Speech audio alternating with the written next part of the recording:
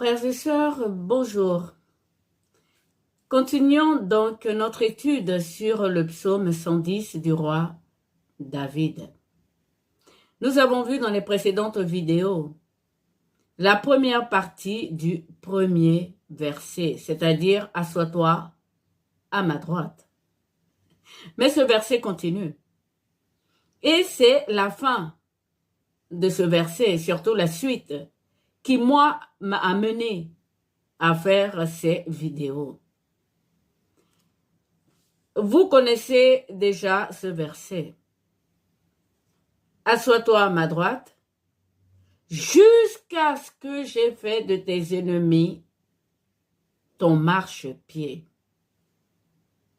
Frères et sœurs, cette parole est accomplie.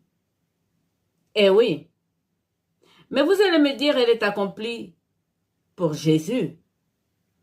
Moi, j'ai une autre question à vous poser. Qui est l'adversaire, l'ennemi, qui doit être mis sous les pieds de notre Seigneur Jésus-Christ? Est-ce les humains? Si vous croyez ça, c'est que vous n'avez pas encore bien compris la Bible. Je suis désolée.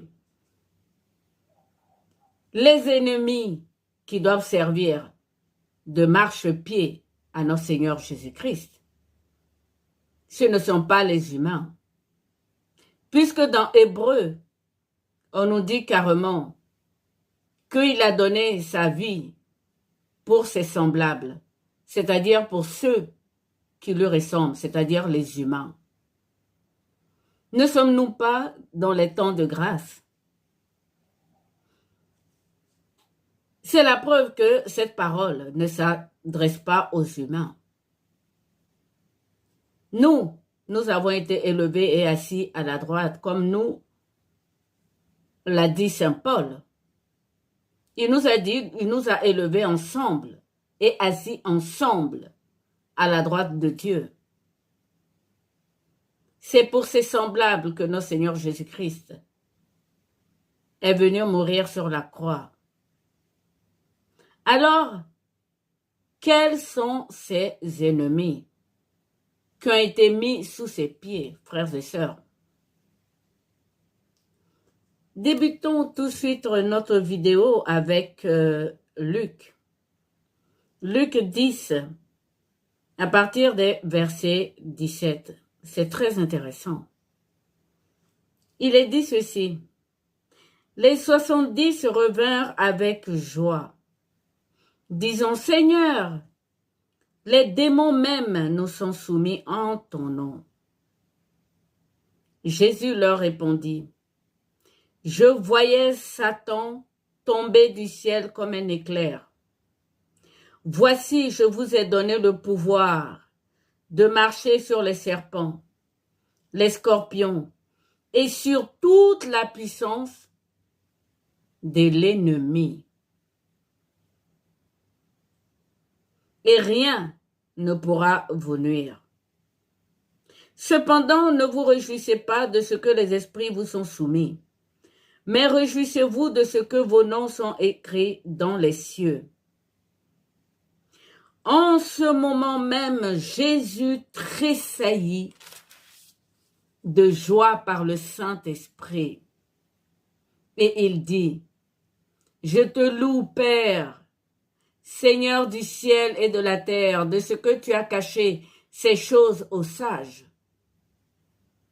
et aux intelligents, et de ce que tu les as révélées aux enfants. Oui, Père, je te loue de ce que tu l'as voulu ainsi. Et il continue.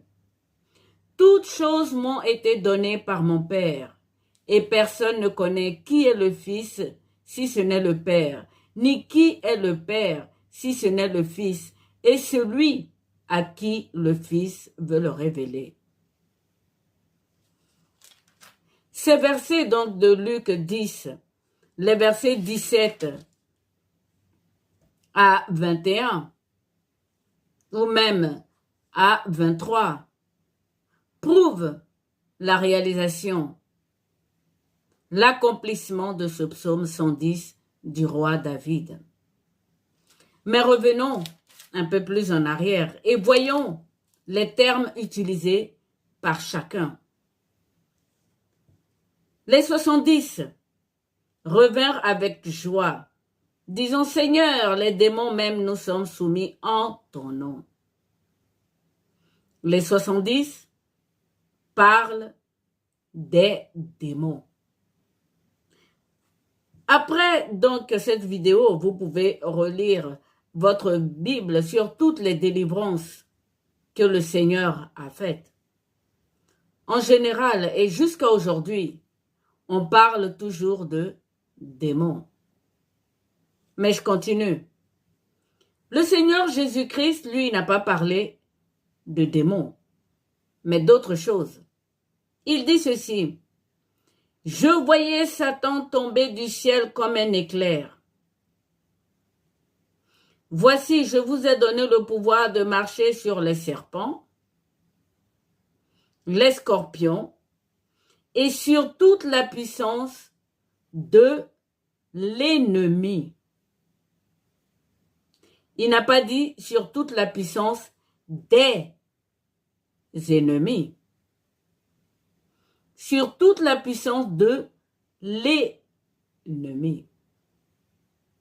Notre Seigneur Jésus-Christ a un seul ennemi. C'est Satan. Parce qu'il a refusé de se prosterner devant le Fils de Dieu. Dans un post, j'ai expliqué un peu selon donc une mystique contemporaine. Le Seigneur Jésus-Christ a révélé que la question a été posée seulement à Satan. Cette même question n'a pas été posée aux humains. Et il a dit que si Dieu avait posé cette question aux humains, c'est-à-dire à l'homme, il aurait refusé de se prosterner devant le Fils de Dieu comme a refusé Satan.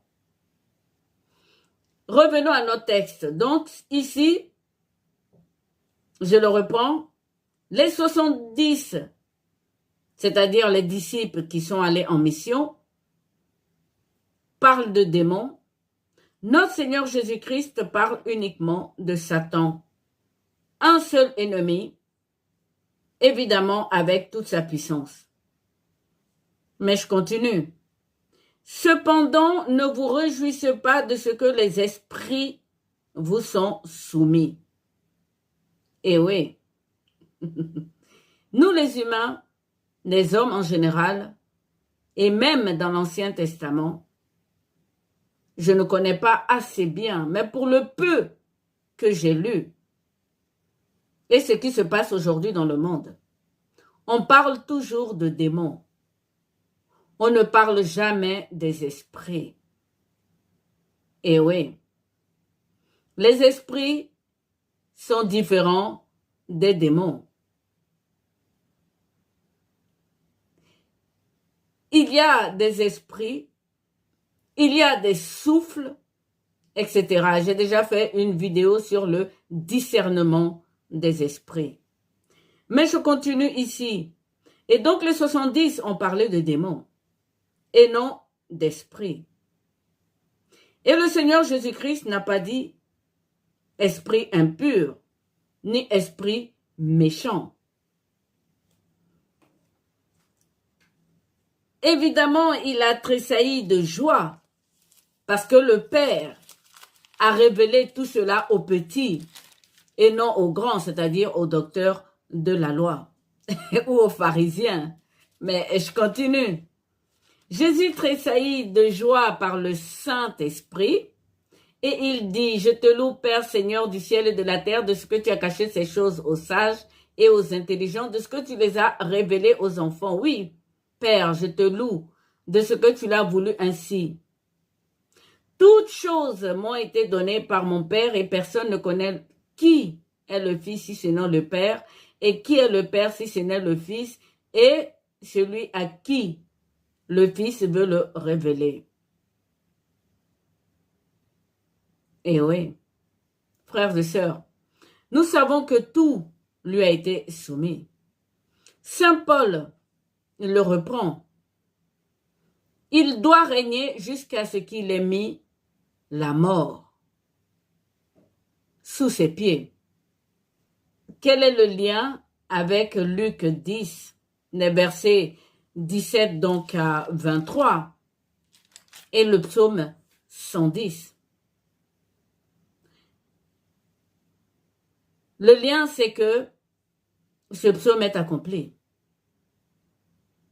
Et oui, que notre Seigneur Jésus est tressailli d'allégresse, c'est parce que son Père a fait ce qu'il a promis. Jésus-Christ n'avait pas encore été élevé assis à la droite de Dieu quand déjà Satan a chuté. On lui a posé la question, il a dit non. Et les 72, les 70 selon votre traduction, qui sont donc allés pour faire cette mission de guérir, de délivrance et de baptême, sont revenus avec beaucoup de joie. Parce que selon eux, les démons leur étaient soumis, donc les esprits, tous les esprits, y compris toute la puissance de l'ennemi. Oui, frères et sœurs, cette parole du psaume 110 du roi David est accomplie.